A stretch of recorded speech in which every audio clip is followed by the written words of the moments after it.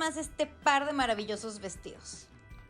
Ambos son representantes de la moda occidental de entre las décadas de 1980 y 1990, pero además comparten otra característica, una muy difícil de ver en estos días cuando nos inunda la moda rápida. Y esa es que ambos fueron hechos dentro del país origen de su marca. Así es, sin tercerización. Gracias a esto vamos a hablar en este video sobre qué tienen que ver las relaciones internacionales con el hecho de que exista la moda rápida. Hola, soy Tani Pérez, la relacionista internacional que te habla de historia a partir de una prenda de ropa vintage.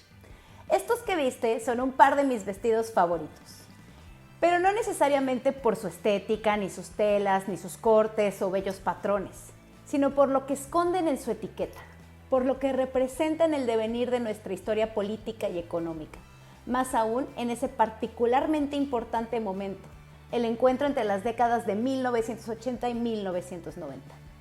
Poder leer sus etiquetas, descubrir que fueron hechos en el país origen de la marca y comprender lo que eso conlleva, nos permitirá entender cómo es que fue posible la aparición, el desarrollo, la aceleración e intensificación de un modelo de producción y sobreproducción que hace posible a la moda rápida o fast fashion.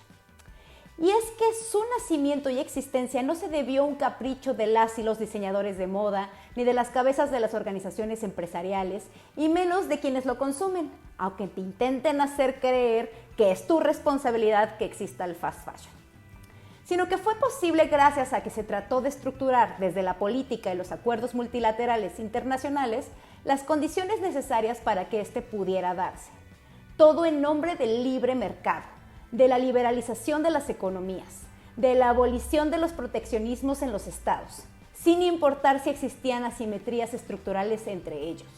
La meta era homogeneizar al mundo, al menos en términos de políticas comerciales, más aún en una época en la que la ideología antagónica a este modelo y la potencia que la lideraba, la URSS, estaban por desaparecer, dejando el camino libre para un gran ganador.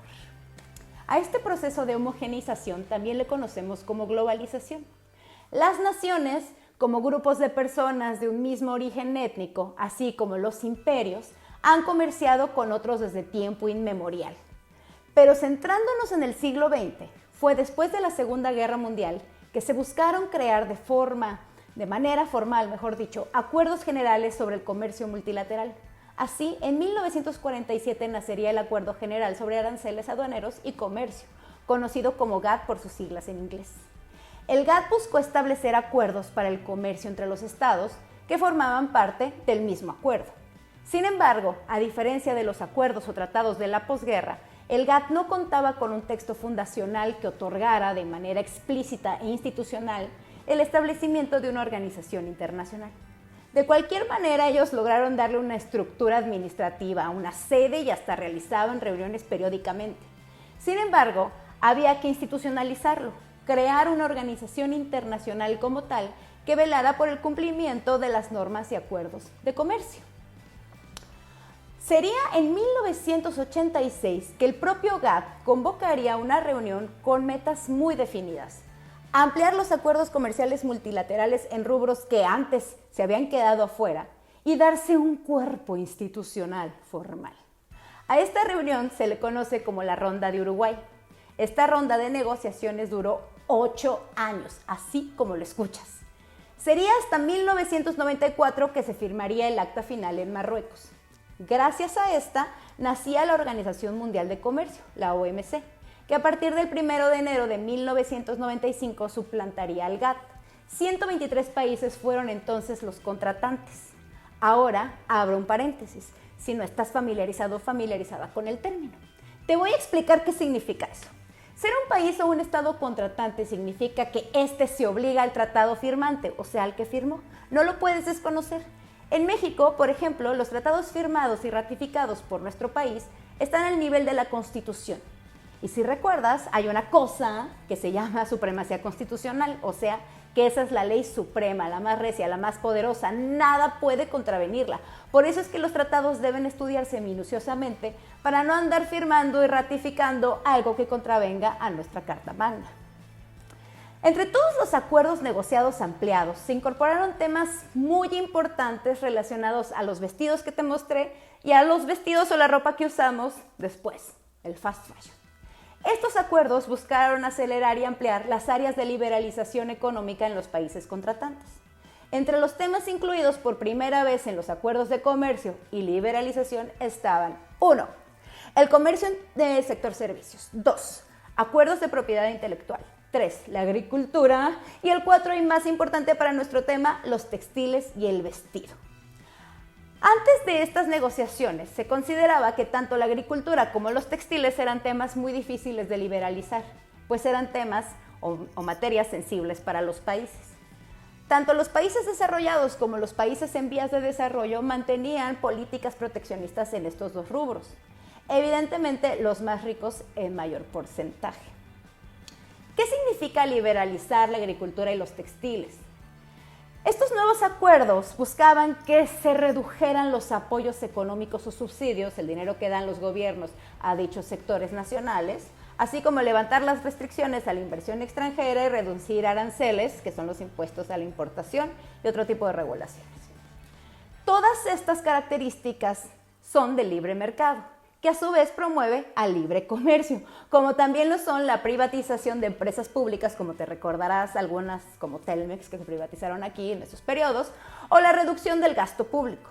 Es decir, el libre mercado busca que las acciones directas del Estado sobre la economía se reduzcan, pero que no desaparezcan, pues es el Estado el que se vuelve como el garante y promotor de que la economía se liberalice para que los agentes económicos privados puedan desarrollarse a sus anchas.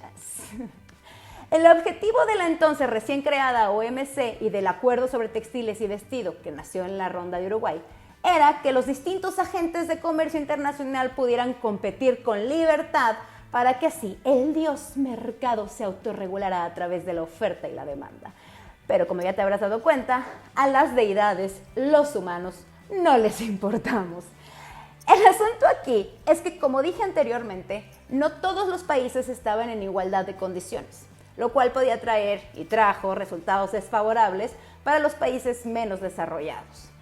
Aunque se buscaba eliminar y reducir las barreras arancelarias, como los impuestos a la importación que te dije, y las no arancelarias, como las regulaciones o políticas, tipo las sanitarias o las exigencias de ciertas licencias para que pudieran importar ciertos bienes, la realidad es que los países ricos o desarrollados, por su propia condición de poder, pudieron mantener altos niveles arancelarios y regulatorios sobre lo que llegaba a su país. Es la misma simetría de poder la que hace y hacía posible que las reglas o acuerdos de la OMC en la práctica no sean las mismas para todos los países contratantes. En fin. Sin embargo, el proceso globalizador de liberalización comercial y económica, así como el propio nacimiento de la OMC como una institución internacional en forma y el acuerdo sobre textiles y el vestido, para este particular tema, fueron los que hicieron posible el fenómeno del fast fashion, el fenómeno de la tercerización o outsourcing del que ya les he hablado en otras historias en mis redes sociales, y que hace posible que la marca de una prenda que tiene su origen y sus oficinas centrales en un país rico maquile sus productos en un país pobre o menos desarrollado. La llamada maquila es, pues, por antonomasia, la tercerización en el sector textil y del vestir. ¿Pero qué es, en términos súper sencillos, la tercerización en el rubro de los textiles y el vestir? Pues ahí te va. Una empresa u organización empresarial busca contratar a otra empresa que puede estar lejos en otro continente, offshore, o cerca en sus fronteras, nearshore, para que haga ciertas tareas, como en este caso, hacer la ropa. Pero ¿por qué una empresa dejaría de hacerla en ella misma, en su propio territorio? ¿Por qué elegiría contratar los servicios de otra que está lejana? Bueno, amigos, porque en el mundo del libre mercado y libre comercio, donde se supondría que todos los agentes económicos podrían competir en libertad, ser competitivo implica reducir costos. El fenómeno de la maquila de principios de los años 1990 no se trató de un éxodo, por ejemplo, de empresas estadounidenses corriendo a maquilar a Suiza o a Suecia o a Dinamarca. Se buscaba reducir costos fijos y laborales. ¿Y quiénes ofrecen mano de obra barata? ¿Qué países serían los que buscarían disminuir regulaciones o tener legislaciones laxas en temas medioambientales y laborales, por ejemplo, para captar la entonces tan deseada inversión extranjera? pues los menos afortunados, los menos desarrollados, los países más pobres. Pero no cualquier país pobre. Es ahí donde los países menos afortunados compiten entre sí. Los triunfadores, pues aquellos que puedan tener cierta estructura para la producción. Las empresas u organizaciones empresariales mantienen el control de ciertas áreas de su producto, pero ellas ya no hacen su producto. Por ejemplo, en la década de 1990, la compañía estadounidense Nike comenzó a hacer una imagen a imitar en términos empresariales de la industria del vestir. Mantenían una pequeña base de diseñadores, de administradores y promotores de marca en sus manos, en su mismo país, el país de origen, pero la fabricación de sus productos estaban en manos de otro, y siguen estando. La tercerización, posible entonces a los acuerdos y normas comerciales que promueve la OMC, se convertía en un mecanismo de competitividad. La propia OMC asegura que gracias a las normas comerciales que promueve y a las que se comprometieron los países contratantes, el costo de la vida puede bajar, elevando así el nivel de vida de las personas en el mundo. Eso dicen. Pero bueno, dicen muchas cosas. Textualmente, justo la OMC nos dice que la ropa será más barata gracias a las políticas comerciales y liberalizadoras. Y tuvo razón, pero aquí abro algunas comillas. En los Estados Unidos, las restricciones a la importación junto con altos derechos de aduana encarecían los productos textiles de las prendas de vestir en un 58% a finales del decenio de 1980, durante los primeros años que se dieron las negociaciones de la reforma mundial en la Ronda de Uruguay. Cierro comillas. Pero no profundiza más sobre los efectos de que la ropa sea más barata.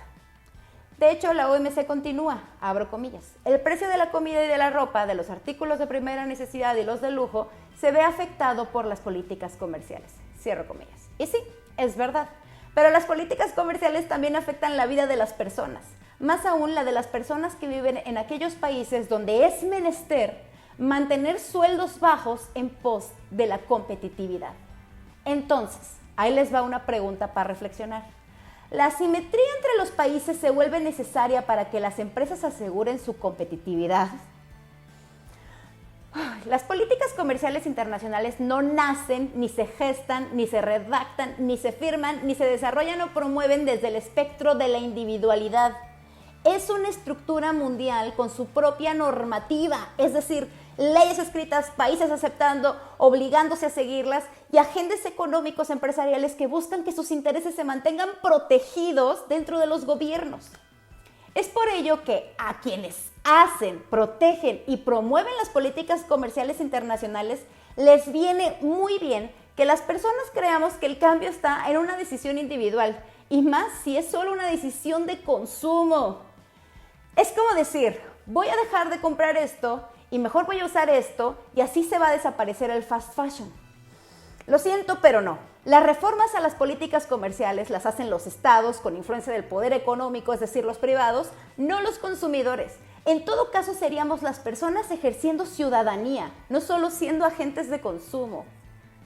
Así, de todas formas, el monstruo es demasiado grande. Quizá tardaríamos algunos siglos. Pero bueno, esta idea de que cambiamos la estructura a través del consumo nos atomiza, nos divide, nos fragmenta, termina por vaporizar la indignación y el reclamo, siendo todos, todas, todes sujetas o sujetos individuales esparcidos alrededor del mundo.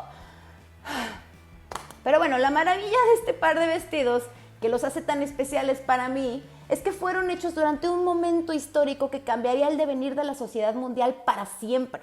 Al menos en términos comerciales, justo en el momento en el que las negociaciones de la Ronda de Uruguay aún se llevaban a cabo, aún no terminaban. Muchas gracias por ver y escucharme. Si te gustó este video, suscríbete a mi canal. Son clases de historia gratis a partir de la ropa antigua que ya nadie quiso. Comparte el video, sígueme en mis redes sociales, visítame en mi tienda si vives en Guadalajara, México, porque toda la ropa que está ahí trae su historia escrita a mano en sus etiquetas. Puedes ir a leerla. Es como un museo. Muchísimas gracias y hasta la vista.